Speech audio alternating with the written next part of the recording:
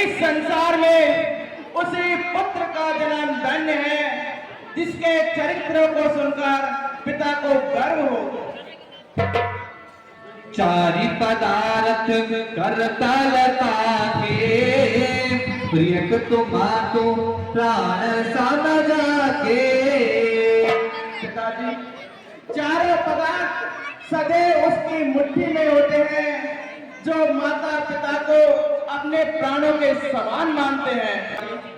मैं आपकी आज्ञा को मानकर आपके वचनों को प्रमाणित कर शीघ्र ही लौट आऊंगा।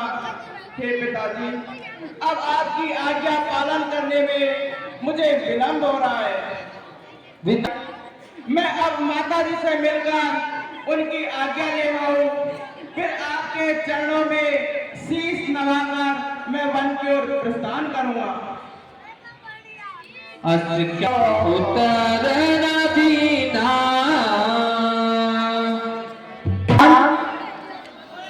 जो तुम्हारे पिताश्री है ना, वो तुम्हें यहाँ का राज्य देने वाले हैं पुत्र। इसलिए शरीर नदी में स्नान करो और पृथ्वी को ऊपर शयन करो, कंगनों का हार करो।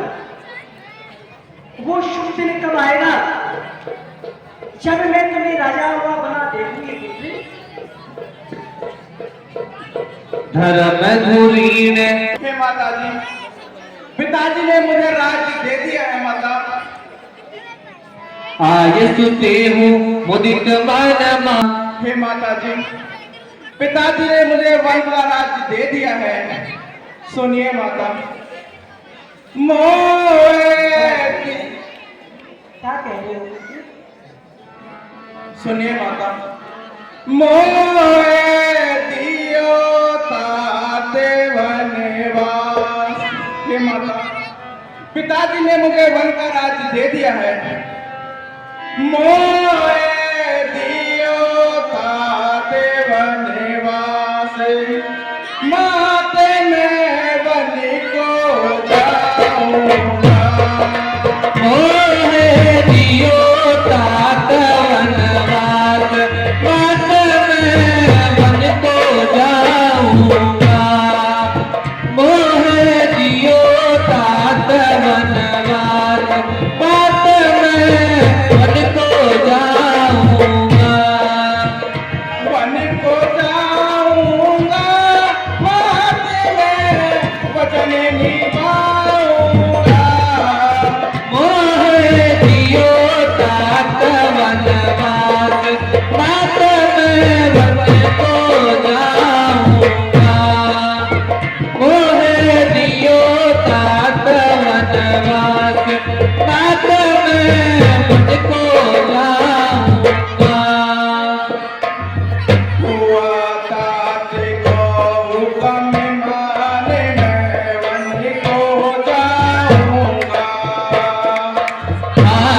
हुआ तात का हुक्म मात में 14 वर्ष से पूरे कर माता वचन निभाऊंगा। मोहे दियो तात वनवास, मात मैं वन को जाऊंगा। मोहे निरंजन राम तुम्हारे जो पिताश्री है उन्होंने तुम्हें वन का राज्य क्यों दिया है पुत्र? क्या कारण है? आयस पिताजी ने मुझे वन का राज्य दे दिया, इसलिए मैं अब आपकी आज्ञा लेने आया हूँ। हे माता, अब आप प्रसन्नचित्त होकर मुझे वन जाने की आज्ञा दीजिए। हे जयराम, मेरे पुत्री, अगर तुम्हारे पिताश्री की आज्ञा होती तो मैं तुम्हें अवश्य रोक लेती, परंतु तुम्हें जो तुम्हारी मैया है उनकी भी आज्ञा है, इसलिए मैं तुम्हें रोक नहीं सकती हूँ मेरे लाल, मेरे पुत्र। वर्ष 4 दश विपिन बस और 14 वर्ष वन में बिताकर पिताजी के वचनों को प्रमाणित कर मैं शीघ्र ही वापस लौट आऊंगा और आकर आपके चरणों में शीश नवाऊंगा।